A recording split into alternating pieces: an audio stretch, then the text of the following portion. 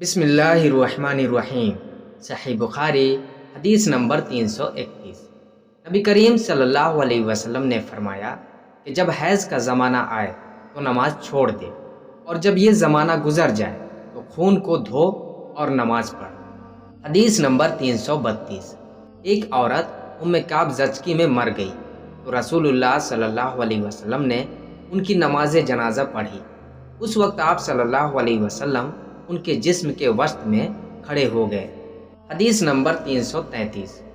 میں نے اپنی خالہ میمونہ رضی اللہ تعالی عنہا سے، جو نبی کریم صلی اللہ علیہ وسلم کی زوجہ مطہرہ تھیں، سنا کہ میں حائضہ ہوتی تو نماز نہیں پڑھتی تھی، اور یہ کہ آپ صلی اللہ علیہ وسلم کے گھر میں نماز پڑھنے کی جگہ کے قریب لیٹی ہوتی تھی۔ آپ صلی اللہ علیہ وسلم نماز اپنی چٹائی پر پڑھتے۔ جب آپ صلی اللہ علیہ وسلم سجدہ کرتے تو آپ صلی اللہ علیہ وسلم کے کپڑے کا کوئی حصہ مجھ سے لگ جاتا تھا۔ حدیث نمبر 334۔ ہم رسول اللہ صلی اللہ علیہ وسلم کے ساتھ بعض سفر میں تھے۔ جب ہم مقام وداع یا ذات الجیش پر پہنچے تو میرا ایک ہار کھو گیا۔ رسول اللہ صلی اللہ علیہ وسلم اس کی تلاش میں وہیں ٹھہر گئے، اور لوگ بھی آپ صلی اللہ علیہ وسلم کے ساتھ ٹھہر گئے، لیکن وہاں پانی کہیں قریب میں نہ تھا۔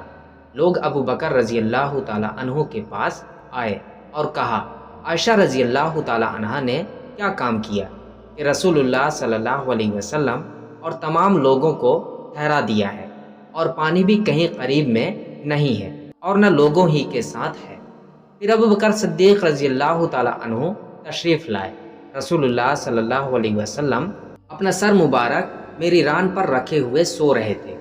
فرمانے لگے کہ تم نے رسول اللہ صلی اللہ علیہ وسلم اور تمام لوگوں کو روک لیا، حالانکہ قریب میں کہیں پانی بھی نہیں ہے اور نہ لوگوں کے پاس ہے۔ عائشہ رضی اللہ تعالی عنہا کہتی ہیں کہ والد ماجد رضی اللہ تعالی عنہ مجھ پر بہت خفا ہوئے، اور اللہ نے جو چاہا انہوں نے مجھے کہا، اور اپنے ہاتھ سے میری کونکھ میں کچوکے لگائے۔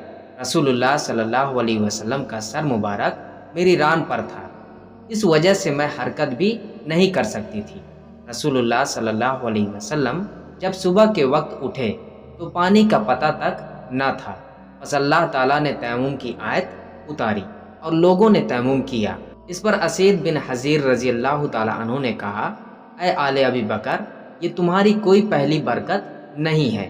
عائشہ رضی اللہ تعالیٰ عنہ نے فرمایا، پھر ہم نے اس اونٹ کو ہٹایا جس پر میں سوار تھی، تو ہار اسی کے نیچے مل گیا۔ حدیث نمبر 335۔ نبی کریم صلی اللہ علیہ وسلم نے فرمایا، مجھے 5 چیزیں ایسی دی گئی ہیں جو مجھ سے پہلے کسی کو نہیں دی گئی تھی۔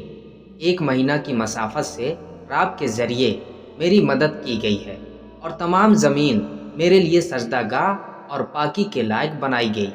بس میری امت کا جو انسان نماز کے وقت کو جہاں بھی پالے، اسے وہاں ہی نماز ادا کر لینی چاہیے، اور میرے لیے غنیمت کا مال حلال کیا گیا ہے۔